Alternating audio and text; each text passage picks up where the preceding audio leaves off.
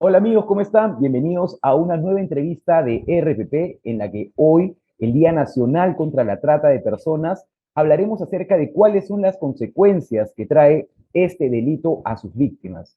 Ustedes, por ejemplo, sabían que el año pasado, el año 2021, se registraron más de 500 casos de trata de personas en el país. Esto nos hace pensar si es que realmente las víctimas están recibiendo la asistencia, las reparaciones correspondientes para que puedan ser reinsertadas correctamente en su día a día, ¿no? En la sociedad y también para que puedan retomar su proyecto de vida.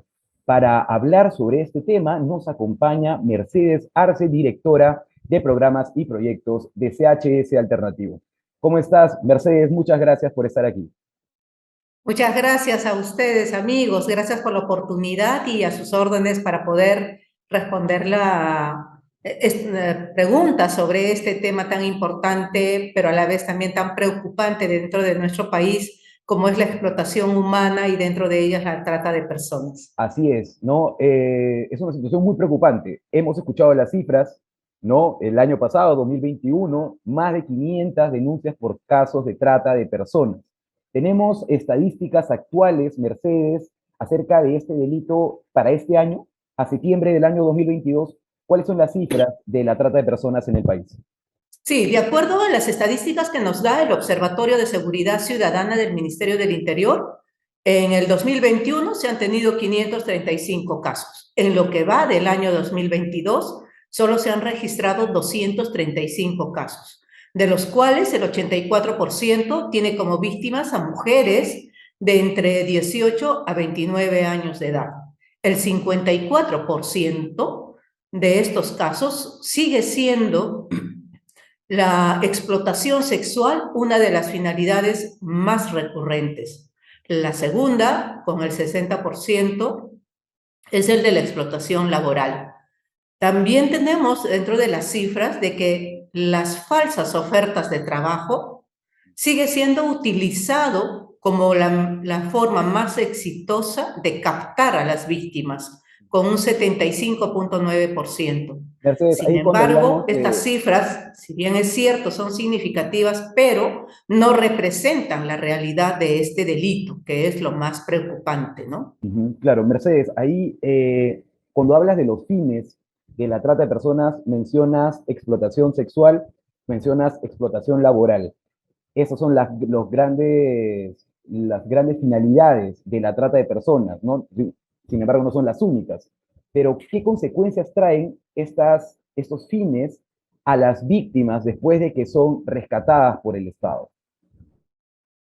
Bueno, la mayor decepción, podríamos decir, de las víctimas es la poca garantía de acceder a la justicia, ¿no? No se tiene confianza en el sistema de justicia. Ujú. Pero las causas que generan, por ejemplo, a que una persona tenga que caer en la trata de personas son causas estructurales, como las de la pobreza, ¿no? La invisibilización. Creemos que es algo normal que alguien venga a ofrecerte dinero por poco trabajo o que te venga a ofrecer, por ejemplo, aspectos sentimentales de darte, por ejemplo, en el futuro un matrimonio o de ofrecerte la posibilidad de estudios, de una mejor calidad de vida, ¿no? Generalmente son esas las formas que tienen los tratantes de captar a sus víctimas. Frente a eso, las consecuencias que trae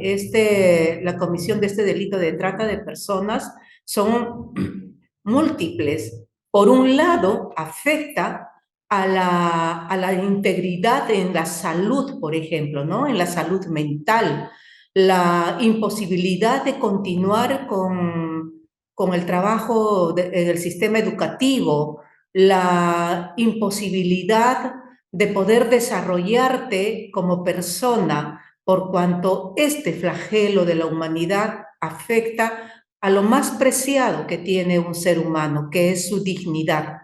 No afecta a una oportunidad laboral, no afecta a una situación de voluntad, afecta a la dignidad humana. Es decir, que cuando cosificas a una persona, las consecuencias es finalmente y muchas veces la afectación en su salud mental de creerse que no es víctima, sino que es una opción de vida, ¿no?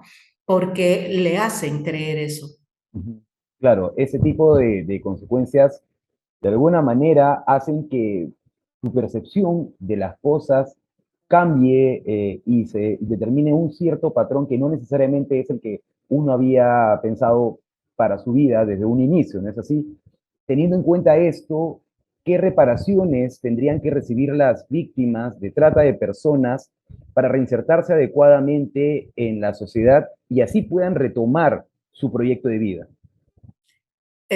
Así es, la ley últimamente modificada, la ley contra la trata de personas, ha sido modificada en el año 2021 por la ley 31146, determina criterios mínimos que se debe de considerar al momento en que el juez va a determinar, valga la redundancia, la reparación que corresponde por el daño causado. Pero sabiendo, ¿no es cierto?, que el daño que se causa es multidimensional, es importante tener que evaluarse las proporcionalidades que hay de la afectación generada con, con el aspecto económico con el cual se le va a reparar. Sabemos que la vida de una persona, el proyecto de vida de una persona no puede ser económicamente determinada, pero sí hay aspectos como por ejemplo el daño moral, el daño psicológico, el daño en el proyecto de vida es muy importante. Para Ujú. ello debe lograrse una recuperación y una reintegración que garantice a retomar su proyecto de vida, ¿no? De aquellas personas que han sido víctimas. Tenemos, si bien es cierto, con esta ley más herramientas legales que permiten valorar mejor la vulnerabilidad de la víctima y el daño generado por la situación de explotación, vemos que aún en los procesos judiciales que se dan por estos delitos, las reparaciones civiles son muy, muy bajas, oscilan entre los 800 soles y los 5.000 soles, un dinero Wow. que va, bajo ningún sentido va a permitir una recuperación adecuada, ¿no? Ujú, por supuesto, ¿no? Esta es una clara deficiencia de nuestro sistema judicial, ¿no? ¿Qué cosas deberíamos, hacia qué deberíamos apuntar, hacia qué deberían apuntar nuestras autoridades para darle la reparación integral que cada víctima de trata de personas realmente merece, Mercedes? Bueno, la trata de personas es un delito que nos reta como Estado, sociedad civil, a tener un mayor trabajo articulado y comprometido de cada uno de los operadores o de quienes trabajan en los diferentes servicios para poder incidir y ser agentes de cambio en medio de esta pesadilla que pueden estar viviendo tantas personas que sin darse cuenta son víctimas. Es importante también fortalecer e institucionalizar los programas de lucha contra la corrupción o la inconducta funcional, en especial en las instancias encargadas de la fiscalización y persecución del delito de trata de personas. Tenemos una estadística, un ratio de impunidad bastante alto que nos dice que de cada 100 imputados, solo 7 reciben una sentencia condenatoria. Entonces, la credibilidad que las víctimas tienen en el sistema de justicia también es bastante bajo, ¿no?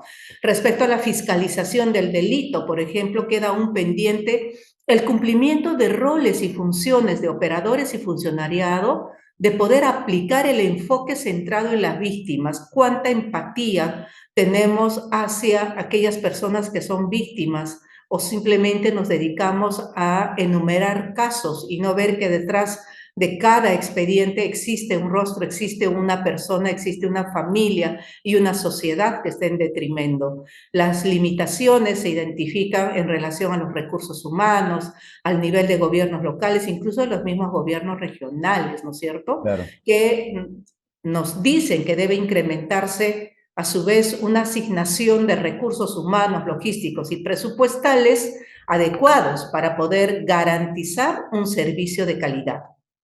Esperemos que así se cumpla, ¿no? Teniendo en cuenta que también Nos encontramos a puertas de un proceso electoral donde se van a renovar nuestras autoridades y esperemos que también las políticas para acrecentar, para fortalecer la lucha contra la trata de personas también se renueven, ¿no? Ahora, Mercedes, quisiera, para cerrar esa entrevista, que nos puedas brindar un mensaje final para la gente que se ha conectado a la transmisión, que nos ha visto ahora y que quieran denunciar o que sepan de algún posible caso de trata de personas. ¿Cómo pueden hacerlo? Muy brevemente, por favor, Mercedes.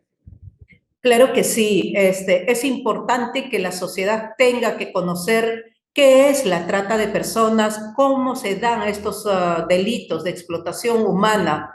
Y lo primero que tenemos que ver es que si una persona no está siendo adecuadamente reconocida por sus derechos fundamentales, ¿no? Es probable que esté en una situación de explotación humana. En ese sentido, es importante tener primero que acompañar a la víctima o a la posible víctima o a quien crean que está siendo dañada. No necesitas estar 100% seguro si es un delito o no. Eso les corresponde a las autoridades. Tienes que acudir a la comisaría más cercana, a la fiscalía de tu jurisdicción, o finalmente puedes hacer una llamada anónima también a la línea 1818 del Ministerio del Interior, a partir del cual te van a indicar la ruta a seguir para que tu denuncia pueda ser tramitada, ¿no? Ante las autoridades correspondientes. Pero también, si necesitas de que alguien te acompañe, puedes acudir a los centros de emergencia mujer, a las demunas, es decir, todas las instancias, todos los servicios que el Estado tiene están en la obligación de recibirte la denuncia que tengas y derivar a las instituciones que correspondan, aunque ellos no tengan la especialidad respecto al abordaje de la trata de personas, pero sí podemos derivarlos, Perfecto. ¿no? Perfecto. Mercedes Arce, directora de programas y proyectos de CHS Alternativo, es quien nos ha acompañado el día de hoy. Te agradezco, Mercedes, muchísimo por tu tiempo, por las explicaciones que nos has dado. Y le recordamos a las personas que se han conectado a esta transmisión que esta entrevista se ha dado en el marco de la campaña La trata de personas es explotación humana, que organiza CHS Alternativo, USAID y RPP. Yo soy Nicolás Altamirano PD. Conmigo será hasta un próximo Facebook Live. Muchas gracias, Mercedes. Gracias. La trata de personas es explotación humana. Desde CHS Alternativo, USAID y RPP la combatimos.